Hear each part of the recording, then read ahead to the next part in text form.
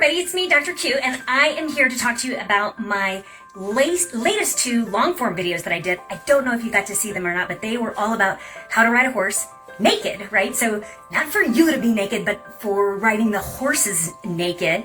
And so I want to talk a little bit about that and how I made those videos, and also what's important about those videos and what I wish was different about those videos, because what I intended to do with those is not exactly how they came out. I had hoped that what would happen is that we would be showing you the naked grooming and the naked getting on, and of course horses being horses don't always cooperate the way you would like them to, and so they didn't exactly come out the way that I had hoped, and that's okay, because it's great for you guys to be able to see exactly, how our videos get made, and how difficult it can be to make videos that want to show you how to demonstrate different things with horses. So I think that's why they say in Hollywood you should never work with kids or animals, because you never know how they're going to act, and that's exactly how it was with our videos. It was very difficult. It ended up being more of a what should I say, how to groom session more than how to ride session, because we end up spending so much time demonstrating and talking about the correct way to do grooming, which is also very important. But mostly I just wanted to recap, because I just hope that nobody out there gets frustrated or bored with how those videos turn out, because I'm just certainly trying to be as helpful for you as I possibly can, especially for those of you that are super interested in positive reinforcement, and because it is absolutely the key to everything. So if you have any kind of horse problem, I don't care what it is. I think there's a lot of people out there that are getting sick and tired of me sort of spamming some of their horse groups by talking about R+ is the answer, but R+ is the answer. It is the answer to everything. So if you're having any kind of problems with your horse, I don't care what it is, as far as pushing or crowding or bucking or catching or trailering. And let me just tell you this, it's really amazing to me, because when you have an example of, say, somebody that is at a public event with their horse and they can't get their horse in the trailer. Okay, so what happens? You have like 10 or 12 or who knows how many people that are around show up and give you different advice on how they think that you should solve that problem, right? And so everybody's trying to be helpful, but everybody has different experiences, and everybody comes with a different perspective and different ways that they've been trained, and they want to share all that with you, and they're just doing the best they can. But I'm gonna blow your mind right now and let you know that in the world of professional animal trainers, true professional animal trainers. So I'm not talking natural horsemanship, okay? I'm not talking about different methods, whether it's whispering or gentling or having the right feel. I'm not talking about any of those things. I'm talking about actual scientific professional animal trainers. Okay, so you may not even know, because that's a thing. I certainly didn't. I was a veterinarian before I found that out. There's actually an entire system of how to train animals that's been in place for over probably 100 years. We have all kinds of documentation, textbooks, research papers that have been done on what is the best way to train any animal to do anything. And it is hands down positive reinforcement. Okay, so it's very misunderstood by a lot of people. A lot of people think that it is like free food, and that the horses or the animals or whatever animals it is are going to get really spoiled, but that's actually not true. That's just happens when it's not executed correctly. But when you have professional animal trainers, that's all they do. So and they all agree on the same method, and they all use the same method. So that instance of having all these people coming and giving their opinion on how to, say, for example, get that horse in the trailer, you're not going to have that problem when you're working with professional animal trainers, because they all agree on the same way to do it. So you would never have that. And in fact, professional animal trainers find it very odd when I have conversations with them about horse training, and how horse training today is really not like that.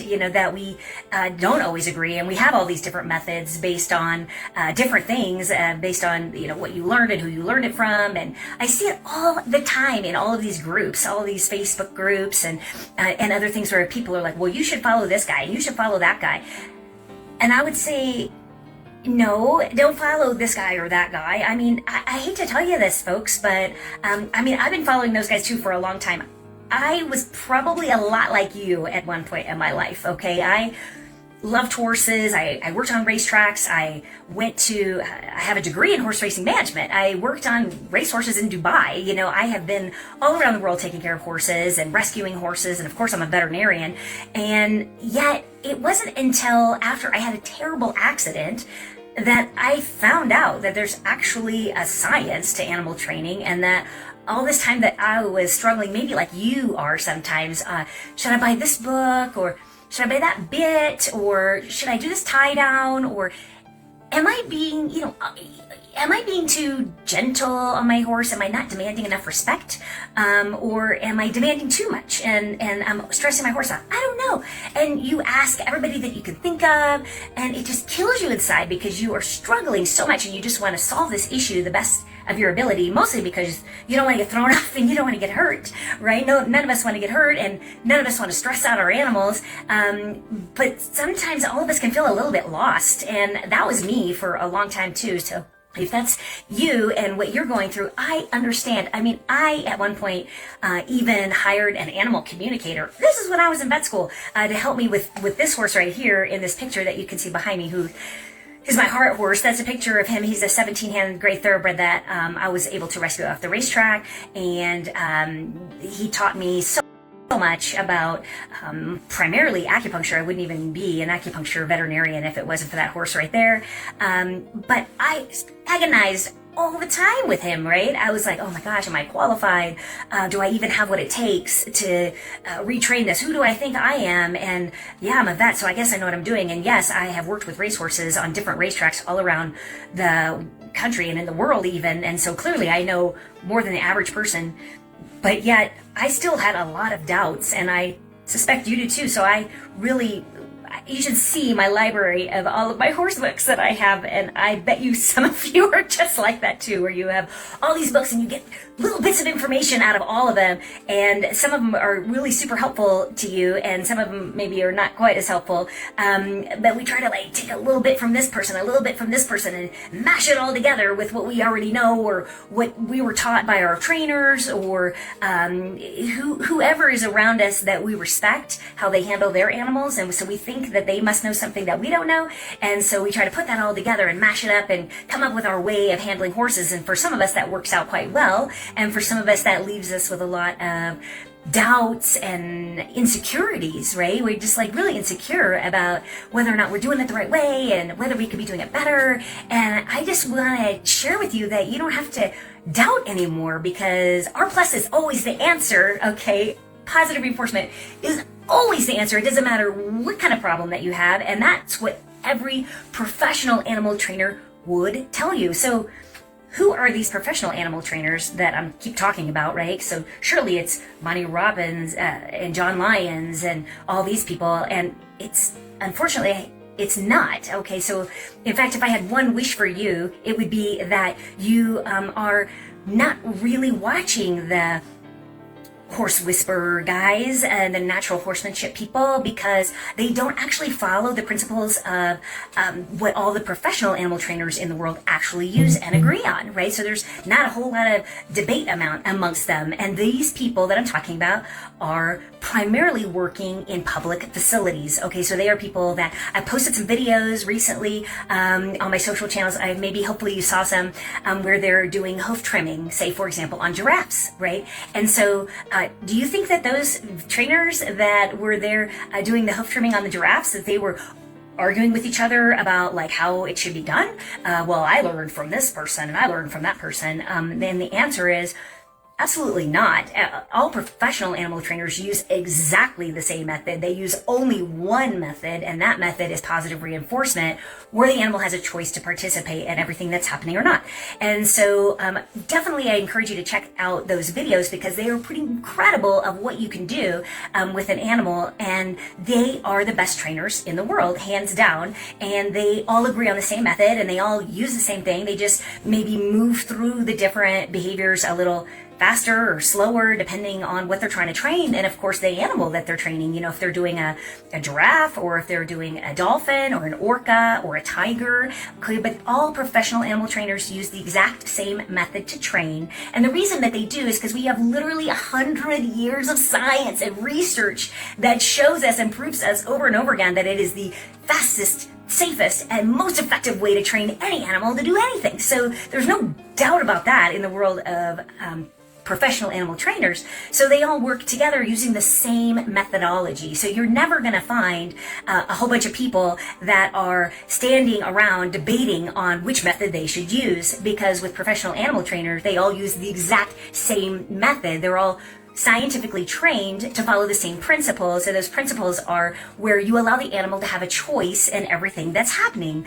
Because think about yourself for a moment. I mean, you're not going to learn very much if you're feeling stressed out, right? If you're feeling like, oh, I better figure out the answer to the math problem, or I'm really going to get in trouble, right? And it's going to be an issue. So it's not a really good learning environment. Instead, it's more in a situation where you and the animal are going to learn best if you're encouraged to make your own choice to participate, okay, in the thing or not. Okay, so that's really what it comes down to. And if the animal shows no interest in participating, then you have to make yourself more interesting, or make it more fun for them, right? So if you're a teacher and you're teaching something and your class is falling asleep, okay, that is not the student's fault. That is the instructor's fault, right? They have to make everything more engaging, more interesting. They have to make it so that the student wants to learn. And that is how learning happens best. And that is true if it's people, or if it's, again, dolphins or orcas or giraffes or horses or dogs and cats for that matter, who also can be trained using this positive reinforcement method.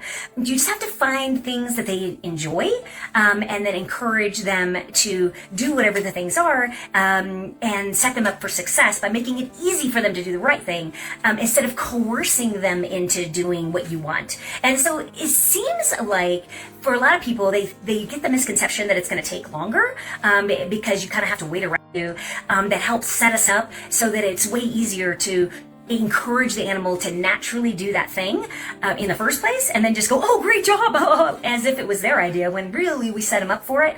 And so that's how a lot of times positive reinforcement can be faster. Also, I am always training at least 2 things at the same time, which usually with regular training, you're only doing one thing. You're heel, right? And so you're practicing that over and over again. So we don't do that. So I ask for something not more than twice. That's a very important rule when you're using positive reinforcement, is you want to ask, hey, heel. And if the dog ignores you or the horse ignores you, if they won't come to you, say if you're pulling on the lead rope, ask one more time just to make sure that they heard you, that they weren't distracted by something else. And then if they still won't do it, I want you to stop right there. You stop. You don't continue to go heel. Okay, or sit. And I'm sure all of you have seen somebody do that, right? So you don't do those kinds of things with positive reinforcement. You stop what you're doing and immediately work on something else. So like today, I had a great training session with the horses because the weather was beautiful outside, and so I really got to spend a lot of good time with them.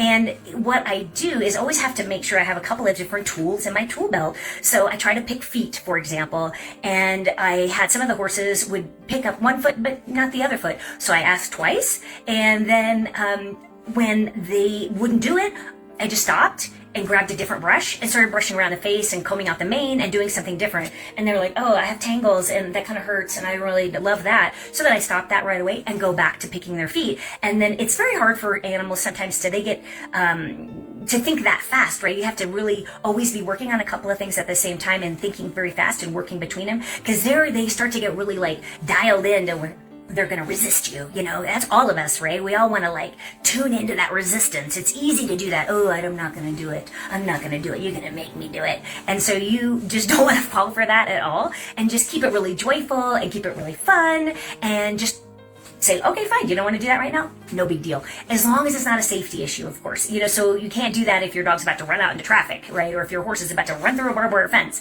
Okay, then you might not be able to use positive reinforcement in order to keep them safe. Okay, so that's a different story altogether. But in a regular, safe environment, you should be able to just constantly ask If they don't do it, ask again. And if they don't do it, quickly change the frame, is what I call it, and work on something else. Put that tool down, pick up another tool, and very happily just do the next thing. And so that is what we have to do when we work with our horses or dogs or cats or whatever we're trying to train, our dolphins, our orcas, our giraffes, again. So check out some of those posts that I put about where they showed you how they're doing hoof trimming on the giraffes using positive reinforcement and clickers and all of that. So going full circle back to, I just wanted to have the opportunity to talk about 2 videos that I posted recently on how to ride a horse naked and how difficult it is to get animals to always cooperate with you. I was hoping we would just like march right in there and clean their feet and brush them, and it would go really fast, and then I'd be able to pull the step stool over and get on, and it would go really fast. And of course, none of that happened. Okay, so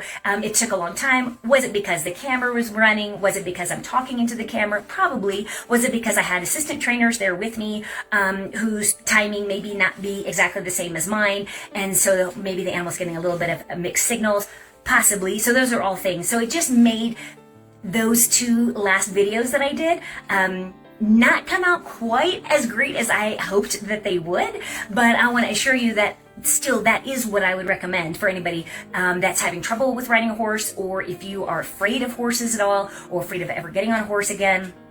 I mean, I don't know about you guys, but riding horses is scary, right? They are big and fast and potentially dangerous, right? And so you always want to be careful, right? It is a normal thing to be a little bit afraid to put your small body on top of their big body and hope that everything turns out okay, right? So if anybody ever tells you, oh, it's fine, it's just an old trail horse, you don't need to be afraid, I would say, be afraid.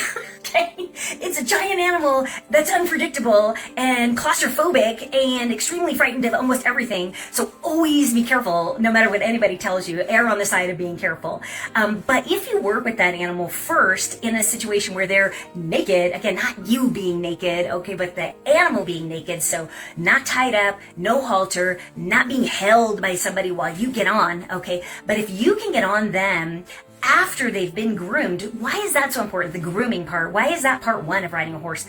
Because I want that animal to feel comfortable submitting every single part of its body to me before I get on its back and risk my life. Okay, so I think it's really super important part. Okay, so to not really allow other people to groom and mount and saddle and everything the horse for you. Okay, I really think that you should do it. You should be a part of that. The whole grooming process, cleaning them, picking out all 4 feet, combing out the mane, because it's something that might take 3 minutes or something that might take 30 minutes, depending on if you got a young horse or an untrained horse or a horse that's new to you, who knows, right? And so, but that little bit of time is really important to sets the stage for how everything else is going to go, right? So you want to make sure that they are really comfortable with you and willing to give and trust you enough to stand on 3 legs and let you pick out their feet. Okay, that's a huge thing for them, right? They are this giant 1,000-pound animal that's standing on 4 legs, and it's hard for them to stand on 3 legs. So it takes a lot of balance and strength and trust in you, the trainer, the owner, the rider, whatever your role is with that animal. So I think it's an extremely important first piece to not only do all the grooming, but also pick all 4 feet to make sure that horse is willing to give to you all 4 feet before you get on their back, and trust all 4 feet to stay on the ground and not fly up in the air and buck you off and kill you. Okay, so I think that's a really important first part, is that you pick all 4 feet of the horse, groom them thoroughly, and then get on with them having the option to leave or not. Okay, and so again, some of you may have seen I have videos where I get on Natalia, the little 2-year-old Mustang, just about to turn 2. In fact, I'm going to take a break right here and invite everybody here to come to our birthday party. We're having a birthday party. Chili and Natalia, the 2 Mustangs that we adopted right about this time last year. They are turning 2 years old, and we are having a birthday party for them on March 30th at noon right here at the ResqRanch. And if you can't make it in person, I'm going to be live streaming it on my YouTube. So hopefully you can tune in and see that. We're going to have a big carrot cake for them, and then we're going to let them demolish the carrot cake for their birthday. It's going to be a lot of fun. So hopefully you can come out for that, give you an opportunity to come see the facility for yourself and see all the other animals and everything that we're doing here. So mark your calendars, March 30th, 2-year wild girl party, wild Mustang party at the ResqRanch for Chili and Natalia, who are turning 2 years old. But I get on her for the first time. Again, I have videos of this with her just loose, right? So it's in a small space though, okay? It's in a small space to where I know she feels really safe, where I know she's not likely to panic, where there's not really very far for her to go. So if that freaks you out, the idea of getting on the horse without a halter or a lead rope or a saddle or anything like that, just keep in mind, just do it in a small enough space so that the horse isn't gonna be able to pick up a whole lot of speed and do anything too crazy before you can just slide off, okay? But that's the second piece of how to ride a horse, right? So the first piece is doing grooming naked, okay? And then the second piece is getting on naked. And then once you're up there, I just would love for everybody to spend just a few minutes just trying to steer the horse just using your mind, okay? So I know that sounds nuts, all right? But what I mean is just by shifting your weight, okay? So instead of using reins and your leg aids and all kinds of things like that, just really get very centered and mindful and really feel the horse underneath you. Remember, horses are so sensitive, they can sense your heartbeat, okay? So, and they're big chickens, right? So if you get up there and your heart is pounding and your blood pressure is high because you're terrified about what's about to happen, all that's happening is the horse is sensing all of that, and the horse goes, okay, this person is really scared, so I don't know why, but there must be something scary around here that I don't know what's going on, but because it's not me, but they're scared, so I should be scared, and so it's going to make them very uncomfortable. So practice having low blood pressure, low heart rate, big smile on your face, be as relaxed as you can. Then when you can accomplish that, now you know it's safe to go ahead and move forward with riding that horse. So then I would say it's fine. Go ahead and get your saddle, get your bridle. If it's a horse that's broke to ride, you've ridden before. But I certainly would challenge any of you out there that are having any kind of issues with your horse whatsoever to try to practice riding naked at least once. It'll be fun. Just try it.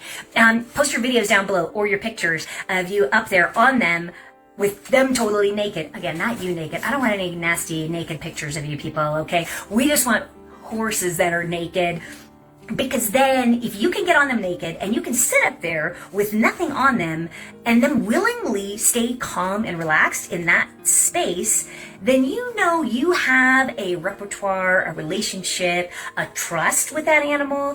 You know it, right? And that's the power of positive reinforcement, and that is what's going to keep you safe the next time you go riding. So if you have questions about animal training, doesn't matter what it is, if it's dogs, cats, what have you, I do a lot of behavior consultation for some of even my employees and of course my clients on how to handle all kinds of problems. I try as hard as I can to not bring a whole lot of scientific gobbledygook into it, even though there's a lot that goes into that with R plus and R negative and all of that. We can really get scientific about it, but I try to keep it as simple as possible for you and just break it down so that it's very easy to understand and interpret how to overcome any kind of problem that you might be having, from dog aggression to pulling on the leash to, again, back to the horses with the trailer loading or bucking, where they, one minute they seem fine and the next minute they blow up out of nowhere. Well, that doesn't happen if you had done sort of the first steps with building that relationship and making sure it was solid in a way that the horse had a choice in the whole matter. So thank you guys for tuning in. I'm going to be doing more lives like this on Thursday nights, probably a little bit earlier. This one's a little bit late, so sorry if I'm keeping anybody up too late. Just my first time doing it, so thank you for being patient and kind with me as I go through trying to continue to deliver as much value as I can to you animal lovers out there in any way possible that I can, whether it is talking about nutrition or cooking or vaccines or blood tests or whatever kind of questions that you might have about how to keep your animals healthy in the most common sense way possible without spending a whole lot of money and wasting money on anything that's unnecessary, and especially, of course, on how to keep you safe when you are working around horses. So thanks everybody for tuning in. God bless. Have a wonderful, wonderful night, and I'll see you right here on the next video. Thanks for tuning in.